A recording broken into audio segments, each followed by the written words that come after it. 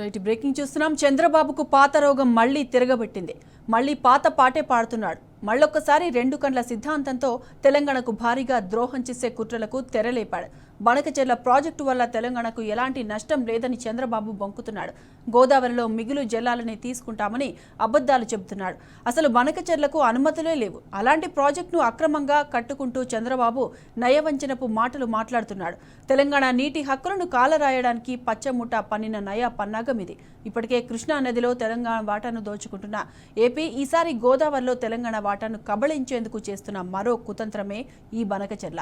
ఈ విషయాన్ని దాచేసి దగా చేసేందుకు మొసలి కన్నీరు కారుస్తున్నాడు దగాకోరు చంద్రబాబు. ఆంధ్రప్రదేశ్ రాష్ట్రం చివరి రాష్ట్రం కాబట్టి ఎక్కడ నీళ్లు వచ్చినా మన తర్వాత సముద్రంలోకి వెళ్తాయి. పోలవరం తర్వాత రాజమండ్రి తర్వాత సముద్రం తప్ప వేరే మార్గం లేదు. అలాంటప్పుడు సముద్రంలోకి పోయే నీళ్లు మనం వాడుకుంటే ఈ నీళ్ల వల్ల తెలంగాణకు కూడా లాభం ఉంటుంది తప్ప ఎవరికి నష్టం లేదు. ఇక్కడ బీఆర్ఎస్ అయితే ఏదో నష్టం వచ్చినట్టు మాట్లాడుతున్నారు. నేను ఆ రోజు కూడా ఏదైతే వాళ్ళు ప్రాజెక్టు కట్టినప్పుడు గోదావరి పైన నేను ఎప్పుడు కూడా అబ్జెక్ట్ చేయలేదు. నా ఆలోచన ఒకటి, తెలంగాణ కానీ ఆంధ్రప్రదేశ్ రాష్ట్రం కానీ నాకు ఎప్పుడు చెప్పాను, 2 కళ్ళను ఆ రోజు చెప్పా. ఈ రోజు చెప్తున్నా, హైదరాబాద్ అభివృద్ధి చేసింది నేనే, గంటాపదంగా చెప్పగలుగుతాను. ఆంధ్రప్రదేశ్ ఇక చంద్రబాబు దిక్కుమాలిన తనానికి పరాకాష్ట తెలంగాణ తలసరి ఆదాయంపై చేసిన కామెంట్లు.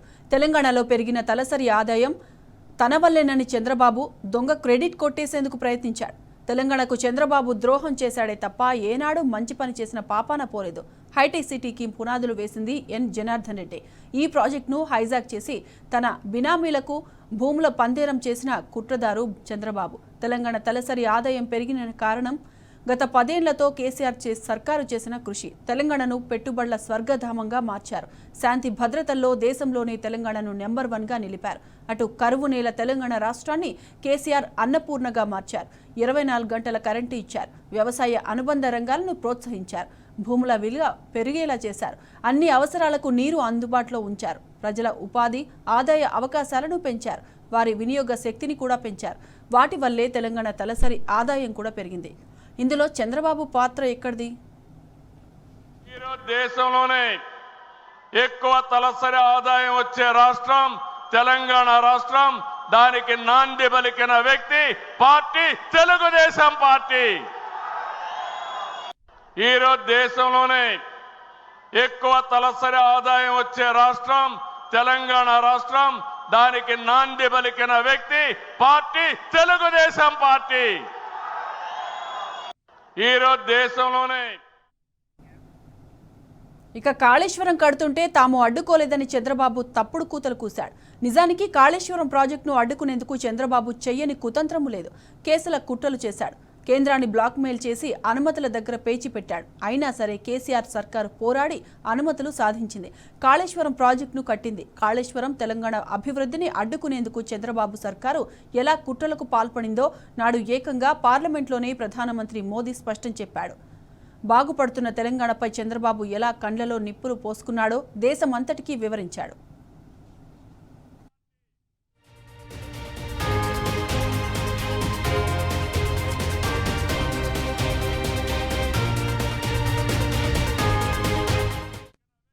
ఇక ఇదే అంశానికి సంబంధించిన పూర్తి డీటెయిల్స్ మా ప్రతినిధి లివిల్ని అడిగి తెలుసుకుందాం. లివిల్, చెప్పండి, బనకచెర్ల విషయంలో చంద్రబాబు స్ట్రాటజీ ఎలా ఉండబోతోంది?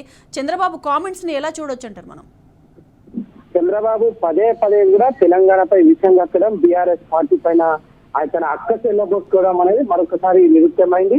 ఆ పాత రోగం మళ్ళీ తిరగబెట్టింది అన్న చందంగా ఇవాళ చంద్రబాబు ఏదైతే ఆయన వారు గొప్పగా చేసుకునే పండుగ తెలుగు మహానాడు అని చెప్పేసి దాని సందర్భంగా వాళ్ళ మళ్ళీ పాట పాటలే పాడిలు మళ్ళొక్కసారి 2 కళ్ళ సిద్ధాంతంలో తెలంగాణకు భారీ ద్రోహం చేసి కుట్రలకు తిరలేపాడు. బనకచెర్ల ప్రాజెక్టు వల్ల తెలంగాణకు ఎలాంటి నష్టం లేదని చంద్రబాబు మరొక్కసారి అబద్ధాలను వల్లవేశాడు.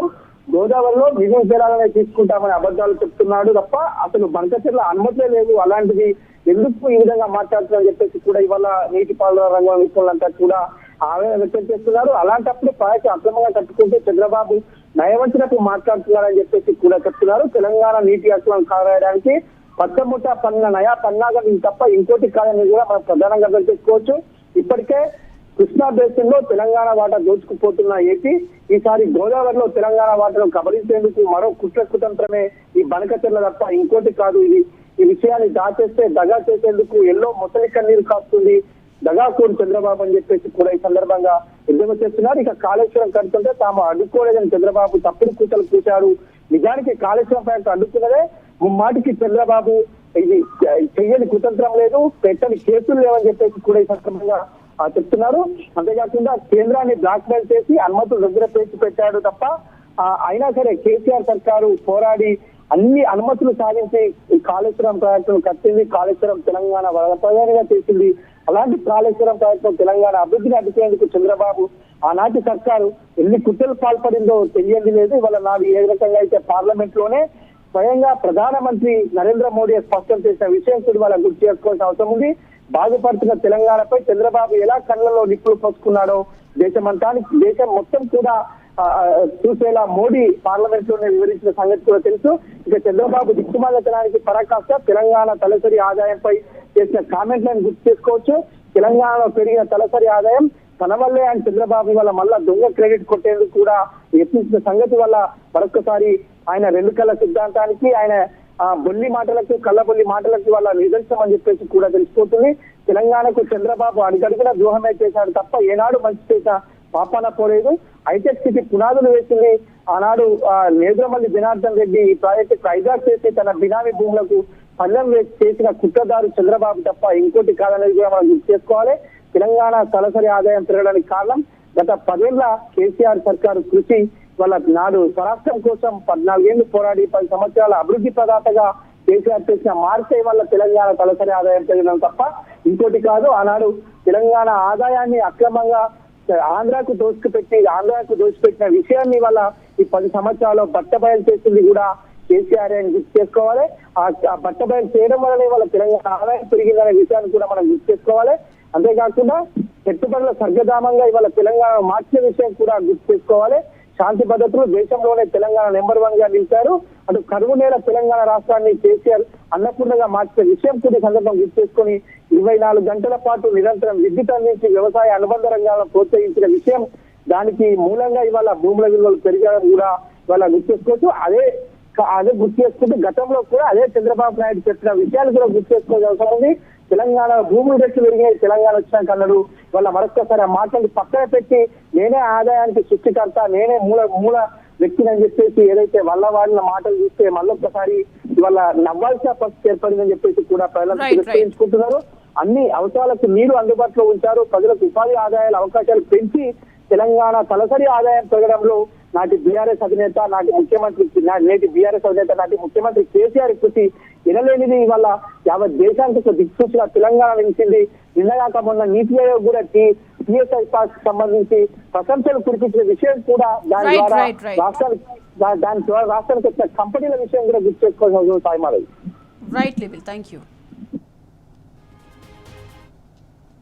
ఆంధ్రప్రదేశ్ రాష్ట్రం చివరి రాష్ట్రం కాబట్టి ఎక్కడ నీళ్లు వచ్చినా మన తర్వాత సముద్రంలోకి వెళ్తాయి.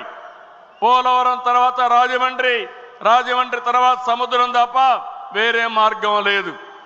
అలాంటప్పుడు సముద్రంలోకి పోయే నీళ్లు మనం వాడుకుంటే ఈ నీళ్ల వల్ల తెలంగాణకు కూడా లాభం ఉంటుంది తప్ప ఎవరికి నష్టం లేదు.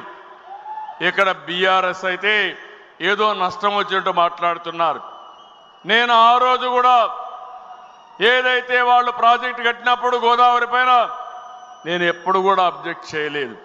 నా ఆలోచన ఒకటి, తెలంగాణ కానీ ఆంధ్రప్రదేశ్ రాష్ట్రం కానీ నాకు ఎప్పుడు చెప్పాను 2 కళ్ళను ఆ రోజు చెప్పా. ఈ రోజు చెప్తున్నా, హైదరాబాద్ను అభివృద్ధి చేసింది నేనే, గంటాపదంగా చెప్పగలుగుతాను.